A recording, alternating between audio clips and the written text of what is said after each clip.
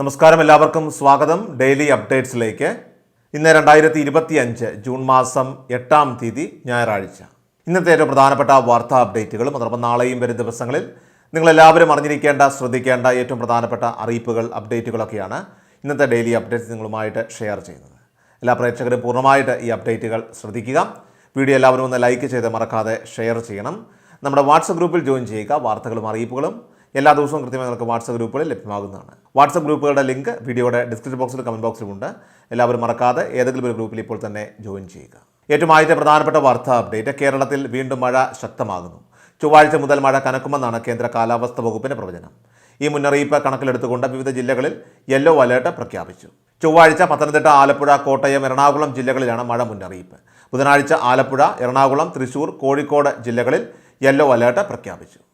കേരള, കർണാടക, ലക്ഷദ്വീപ് തീരങ്ങളിൽ മത്സ്യബന്ധനത്തിന് തടസ്സമില്ലെന്നും കേന്ദ്ര കാലാവസ്ഥാ വകുപ്പ് മുന്നറിയിപ്പ് നൽകി. അടുത്ത പ്രധാനപ്പെട്ട വാർത്താ അപ്ഡേറ്റ്: വാഹനങ്ങളുടെ തേർഡ് പാർട്ടി ഇൻഷുറൻസ് പ്രീമിയം വർദ്ധിപ്പിച്ചേക്കും. ഇൻഷുറൻസ് കമ്പനികളുടെ നഷ്ടാനുപാതവും ചെലവുകളും പരിഗണിച്ചുകൊണ്ട് പ്രീമിയത്തിൽ 18 മുതൽ 25% വരെ വർധനമുണ്ടായേക്കാമെന്നാണ് റിപ്പോർട്ട്.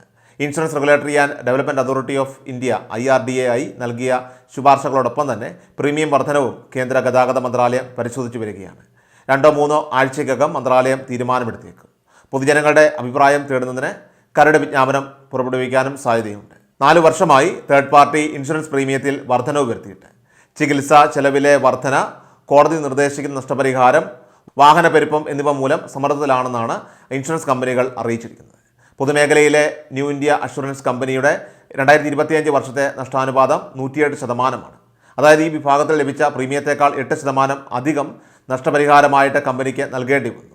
മോട്ടോർ വാഹന ഇൻഷുറൻസിൽ 2025 സാമ്പത്തിക വർഷം തേർഡ് പാർട്ടി പ്രീമിയത്തിൻ്റെ വിഹിതം 60%.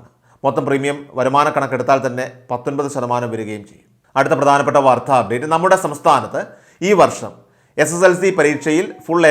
ഇനി ഭിന്നശേഷിക്കാരാണെങ്കിൽ അവർക്ക് A ഗ്രേഡ് മതിയാകും. ഇനി CBSE സിലബസുകളിൽ A1 സ്കോറുകളും നേടിയ വിദ്യാർത്ഥികൾക്കാണ് ഇപ്പോൾ സരോജിനി ദാമോദരൻ ഫൗണ്ടേഷൻ നൽകുന്ന വിദ്യാധൻ എന്ന് പറയുന്ന സ്കോളർഷിപ്പ് സ്കീമിലേക്ക് അപേക്ഷ വയ്ക്കാനായിട്ട് സാധിക്കുന്നത്. തിരഞ്ഞെടുക്കപ്പെടുന്ന വിദ്യാർത്ഥികളെ ഇമെയിൽ മുഖാന്തരം ഇക്കാര്യങ്ങൾ അറിയിക്കുകയും അവർക്ക് കൃത്യമായിട്ട് പരീക്ഷ, അതോടൊപ്പം തന്നെ ഇൻ്റർവ്യൂ ഉൾപ്പെടെയുള്ള കാര്യങ്ങൾ പിന്നിട്ട ശേഷമാണ് ഇതിലേക്കുള്ള സെലക്ഷൻ ലിസ്റ്റ് തയ്യാറാക്കുന്നത്. ഈ സെലക്ഷൻ ലിസ്റ്റിൻ്റെ അടിസ്ഥാനത്തിൽ തിരഞ്ഞെടുക്കപ്പെട്ടവർക്ക് 10,000 രൂപ വരെ +1, +2 തലങ്ങളിലും അതിനുശേഷം പരമാവധി 75,000 രൂപ വരെ സ്കോളർഷിപ്പ് അനുവദിക്കുന്ന സ്കീമാണിത്. അപേക്ഷകൾ ജൂൺ മാസം 22-ാം തീയതി വരെ സമർപ്പിക്കാനുള്ള അവസരം ഉണ്ടായിരിക്കും. അപേക്ഷിക്കാനുള്ള വെബ്സൈറ്റ്, മറ്റ് മാർഗ്ഗനിർദ്ദേശങ്ങളൊക്കെ തന്നെയെല്ലാം നമ്മുടെ വീഡിയോയുടെ കമൻറ്റ് ബോക്സിൽ നൽകിയേക്കാം. എല്ലാവരും പരിശോധിക്കുക. അടുത്ത പ്രധാനപ്പെട്ട വാർത്താ അപ്ഡേറ്റ്: നമ്മുടെ സംസ്ഥാനത്ത് 62 ലക്ഷത്തോളം വരുന്ന കുടുംബങ്ങളിൽ സാമൂഹ്യ സുരക്ഷാ ക്ഷേമനിധി പെൻഷനുകൾ ലഭിക്കുന്നുണ്ട്. ഈ പെൻഷൻ ആനുകൂല്യങ്ങൾ 2,500 വരെ വർദ്ധിപ്പിക്കുമെന്നായിരുന്നു സംസ്ഥാന സർക്കാർ പ്രകടനപത്രികയിലൂടെ അറിയിച്ചിരുന്നത്. എന്നാൽ ഈ തുകയിൽ ഒരു വർധനവ്, അതായത് 2,500 ഒരു വർധനവ് ഉടൻ നടപ്പാകില്ല എന്നാണ് സംസ്ഥാന സർക്കാർ തന്നെ ഇപ്പോൾ വിശദീകരിച്ചിരിക്കുന്നത്. കാരണം സാമ്പത്തിക പ്രതിസന്ധി ഇപ്പോൾ ഒരു വശത്ത് നിൽക്കുന്നുണ്ട്. കേന്ദ്ര സഹായവും കുറഞ്ഞു വരുന്ന ഒരു സാഹചര്യം കൂടിയാണ്. അതുകൊണ്ട് തന്നെ ഈ ഒരു 2,500 എന്ന് പറയുന്ന രീതിയിലേക്ക് പെൻഷൻ തുക വർദ്ധിപ്പിക്കാനായിട്ട് സർക്കാരിന് സാധിക്കില്ല. മുൻപ് 34 ലക്ഷം പേർക്ക് ആനുകൂല്യം ലഭിച്ചിരുന്നത് ഇപ്പോൾ 62 ലക്ഷത്തിന് മുകളിൽ വരുന്ന ആളുകൾക്ക് വിതരണം ചെയ്യേണ്ട സാഹചര്യമാണ്. വലിയൊരു തുക തന്നെ ഇതിനു വേണ്ടിയിട്ട് പ്രതിമാസം സർക്കാർ കണ്ടെത്തേണ്ടതായിട്ടുണ്ട്. എന്നാൽ പെൻഷൻ തുക നിലവിൽ എല്ലാ മാസങ്ങളിലും മുടങ്ങാതെ നൽകുന്നതിന് വേണ്ടിയിട്ടും അതും 25-നും 30-നും ഇടയിലുള്ള തീയതികൾ തന്നെ കൃത്യമായിട്ട് കൃത്യസമയത്ത് വിതരണം നടത്തുന്നതിന് വേണ്ടിയിട്ടാണ് ഇപ്പോൾ സംസ്ഥാന സർക്കാർ ലക്ഷ്യമിടുന്നത്. അതോടൊപ്പം തന്നെ പടിപടിയായിട്ട് ഈ പെൻഷൻ തുക ഉയർത്തുന്നതിന് വേണ്ടിയിട്ടുള്ള തയ്യാറെടുപ്പുകളും സർക്കാർ നടത്തുന്നുണ്ട്. 100 രൂപയുടെയോ അല്ലെങ്കിൽ 200 രൂപയുടെ ഒക്കെ ഒരു വർധനവ് അതായിരിക്കും സർക്കാർ ഏർപ്പെടുത്തുക. കുടിശ്ശികകൾ ഉൾപ്പെടെയുള്ള കാര്യങ്ങൾ തദ്ദേശ തെരഞ്ഞെടുപ്പുകൾക്ക് മുൻപ് തന്നെ നൽകുമെന്നൊരു രീതിയിലും സർക്കാർ ഇപ്പോൾ ഉറപ്പ് നൽകിയിട്ടുണ്ട്. അപ്പോൾ പെൻഷൻ വാങ്ങുന്ന ഗുണഭോക്താക്കൾ എല്ലാവരും തന്നെ ഇക്കാര്യങ്ങൾ പ്രത്യേകം ശ്രദ്ധിക്കേണ്ടതായിട്ടുണ്ട്. ഇനി പെൻഷൻ നമുക്ക് മുടങ്ങാതെ ലഭിക്കണമെങ്കിൽ സർക്കാർ ഇപ്പോൾ നടപ്പിലാക്കാൻ പോകുന്ന വാർഷിക മസ്റ്ററിങ്ങിൽ കൂടി നമ്മളെല്ലാവരും തന്നെ പങ്കെടുക്കേണ്ടതായിട്ടുണ്ട്.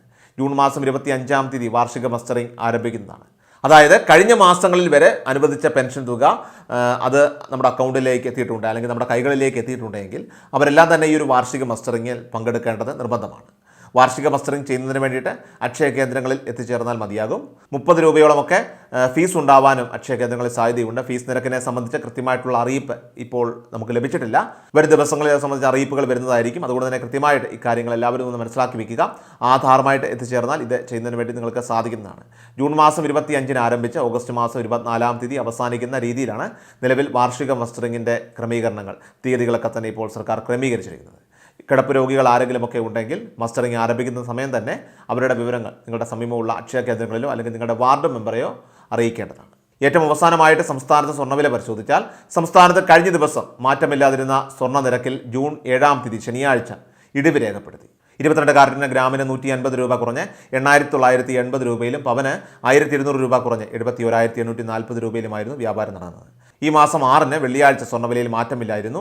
22 കാരറ്റ് ഗ്രാമിന് 9,130 രൂപയിലും പവന് 73,040 രൂപയിലുമായിരുന്നു വ്യാപാരം പുരോഗമിച്ചത്. ഡെയിലി അപ്ഡേറ്റ്സ് പൂർണ്ണമാവുകയാണ്. എല്ലാവരിലേക്കും നിങ്ങൾ ഈ അപ്ഡേറ്റ്സ് ഇപ്പോൾ തന്നെ ഷെയർ ചെയ്യുക. നമ്മുടെ വാട്സപ്പ് ഗ്രൂപ്പിൽ ജോയിൻ ചെയ്യുക. വാർത്തകളും അറിയിപ്പുകളും എല്ലാ ദിവസവും കൃത്യമായി നിങ്ങൾക്ക് വാട്സപ്പ് ഗ്രൂപ്പുകളിൽ ലഭ്യമാകുന്നതാണ്. വാട്സപ്പ് ഗ്രൂപ്പുകളുടെ ലിങ്ക് ഈ വീഡിയോയുടെ ഡിസ്ക്രിപ്ഷൻ ബോക്സിലും കമൻറ്റ് ബോക്സിലും ഉണ്ട്. എല്ലാവരും മറക്കാതെ വാട്സപ്പ് ഗ്രൂപ്പുകളുടെ ലിങ്ക് വീഡിയോയുടെ ഡിസ്ക്രിപ്ഷൻ ബോക്സിലും കമൻറ്റ് ബോക്സിലും നൽകിയിട്ടുണ്ട്. എല്ലാ പ്രേക്ഷകരും മറക്കാതെ ഏതെങ്കിലും ഒരു ഗ്രൂപ്പിൽ ഇപ്പോൾ തന്നെ ജോയിൻ ചെയ്യുക. വാർത്ത എല്ലാവരിലേക്ക് നിങ്ങൾ ഇപ്പോൾ തന്നെ ഷെയർ ചെയ്യുക. വീണ്ടും ഡെയിലി അപ്ഡേറ്റ്സുമായിട്ട് നമുക്ക് നാളെ കാണാം. കൃഷൽ മീഡിയ എല്ലാ ദിവസവും വാർത്തകളും അറിയിപ്പുകളും ലഭിക്കുന്നതിനായി ചാനൽ സബ്സ്ക്രൈബ് ചെയ്യുക. വീഡിയോയുടെ നോട്ടിഫിക്കേഷൻ ഉടൻ ലഭിക്കുന്നതിനായി ബെൽ ഐക്കൺ അമർത്തുക.